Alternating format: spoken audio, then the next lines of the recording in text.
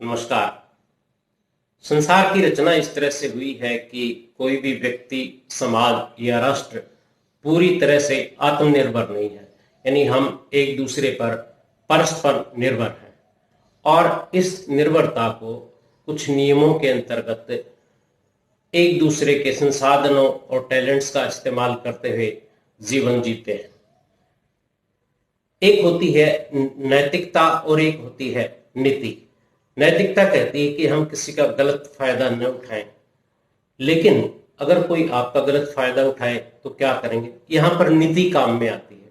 और नीति के बारे में आचार्य चाणक्य, महात्मा विदुर, भर्तृहरि आदि महर्षियों विद्वानों ने बहुत कुछ कहा है कि जिंदगी में हमें कुछ नियमों के आधार पर आगे बढ़ना चाहिए, क्योंकि हम अनेक लोगों से मिलते हैं, कुछ छूटते रहते हैं, लेकिन हम सभी के साथ मिलकर नहीं चल सकते, इसलिए हमें चयन करना पड़ता है। अच्छे लोग समाज के लिए आभूषण की तरह होते हैं, परंतु मीठी चीज में बहुत जल्दी कीड़े पड़ते हैं। और चाणक्य का ये कथन तो आपने सुना ही होगा कि सीधा पेड़ सबसे पहले काटा जाता है। हमारे चारों ओर मतलबी लोग भी होते हैं जो किसी न किसी तरह से अपना स्वार्थ सिद्ध करने के लिए आपका फायदा उठाते रहते हैं। ऐसे लोग टेलीफोन पर फालतू बातें करके आपका वक्त जाया किया करते हैं। आए दिन भोजन करने के लिए आपके यहां धमक सकते हैं, आपका इस तरह इस्तेमाल करते हैं कि नेकी करने की जिम्मेवारी सिर्फ आपकी है। उन्होंने तो संसार का भोग करने के लिए ही जन्म लिया है, आपके समय और साधनों का दुरुपयोग करते हैं। ऐसे लोगों के लिए कई बार मन करता है कि उनको खरी खरी सुना दें या किनारा कर लें, लेकिन संबंध खराब होने के डर से हम ऐसा कर नहीं पाते हैं। इसके कारण हम तनावग्रस्त भी हो सकते हैं, क्योंकि अव्यक्त भावनाएं तनाव को जन्म देती ही हैं। इसका हमारे स्वास्थ्य पर प्रतिकूल असर पड़ता है और कार्य करने की क्षमता भी प्रभावित होती है।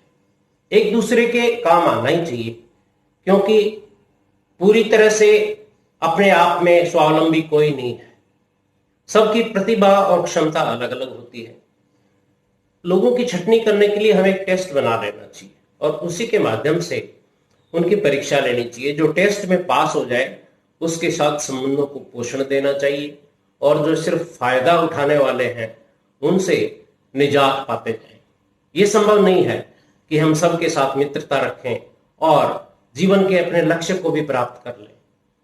आप सोच रहे होंगे ऐसा कौन सा टेस्ट है? मैं व्यवहारिक टेस्ट की बात करता हूं। जैसे कोई मित्र आपको बार बार परेशान करता है तो किसी दिन उससे कुछ उधार मांग लीजिए और फिर उसकी प्रतिक्रिया देखिए। इसी नुस्खे से आप ज्यादातर लोगों से निजात पा सकते हैं। दूसरे, यदि आपके पास कोई प्रतिभा या साधन है और उसका इस्तेमाल दूसरा करता है तो उसके पास भी जो साधन है उसकी मांग कर लीजिए। आप यही कह दीजिए कि भाई हमारे बच्चे को थोड़ा पढ़ा दीजिए। ये तो आप जानते ही हैं कि आप दोनों के बीच कौन सी ऐसी चीज हो सकती है जो आपके संबंधों को परख सकती है। जरूर परखिए और सिर्फ जरूरी संबंधों को बनाए रखिए। सिर्फ जो स्वार्थ आधारित हैं या आपका भावनात्मक और मनोवैज्ञानिक शोषण करते हैं, ऐसे लोगों से जितनी जल्दी छुटकारा पाएंगे उतना ही अच्छा होगा, क्योंकि शांति चाहने से नहीं मिलती, उसके लिए उपाय करना पड़ता है।